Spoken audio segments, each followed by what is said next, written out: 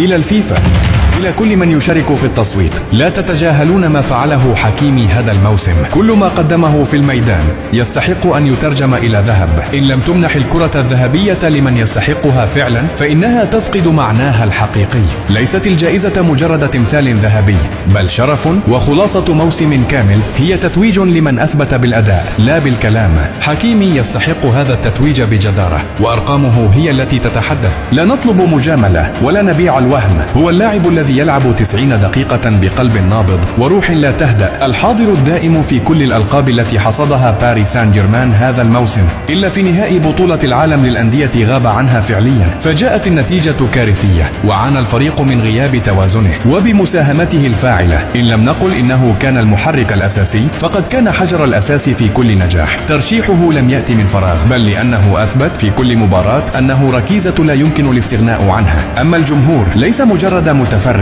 هو من يرى ما لا ترصده الكاميرات ويشعر بما لا يقال في الإحصائيات. هو من يميز اللاعب الحقيقي حين يبدع ويقنع ويترك أثرا حيا في كل لمسة. واليوم هذا الجمهور لا يطالب بمنح الجائزة لحكيمي من باب العاطفة، بل لأنه يعرف أن العدالة في كرة القدم تبدأ من تقدير من يعطي داخل الملعب، ومن يصنع الفارق بجهده داخل الملعب، ليس لمن يلمع خارج المستطيل الأخضر. إن لم ينصف حكيمي وأنتم ترون ما قدمه طوال الموسم، فأنتم لا تخطئون في التقييم فقط، بل تضعفون ثقة العالم في مصداقية أهم جائزة فردية في تاريخ كرة القدم. الجائزة ليست صورة على خشبة مسرح، بل اعتراف رسمي بمن صنع المجد بقدميه، وحكيمي قد فعل.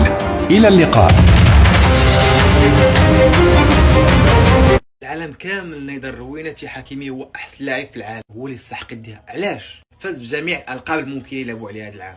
اكثر مدافع تسجيلا في تاريخ دوري ابطال اوروبا بربع 5 الاهداف و4 الاسيست. لعب 53 مباراه، ماركا 10 الاهداف ودار 4 لي باس. اول مدافع في تاريخ دوري ابطال اوروبا كيسجل في الربع وفي النصف وفي النهائي. عمر شي واحد ما دار، جيب لي كرويف، جيب لي الفي، جيب لي راموس، جيب لي اللي بغيتي، ما عمر وصل الحكي. جوج المرات كيدي راجل المباراه في دوري ابطال اوروبا. احسن لاعب افريقي في الدوري الفرنسي، لاعب كاين في التشكيله المثاليه ديال الدوري الفرنسي، لاعب كاين في التشكيله ديال دوري ابطال اوروبا، لاعب كاين في التشكيله ديال احسن لاعبين في العالم.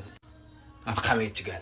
دا احسن لاعب في مباراه في كاس العالم للانديه، اكثر لاعب في العالم اللي بقى المستوى ديالو تصاعدي، غادي وكيطلع المستوى ديالو اللي وصل لواحد النيفو هكا كره القدم كظهير ايمن. تقيد من احسن الاظهره اللي دازو في تاريخ كره القدم. الارقام كتقول هادشي.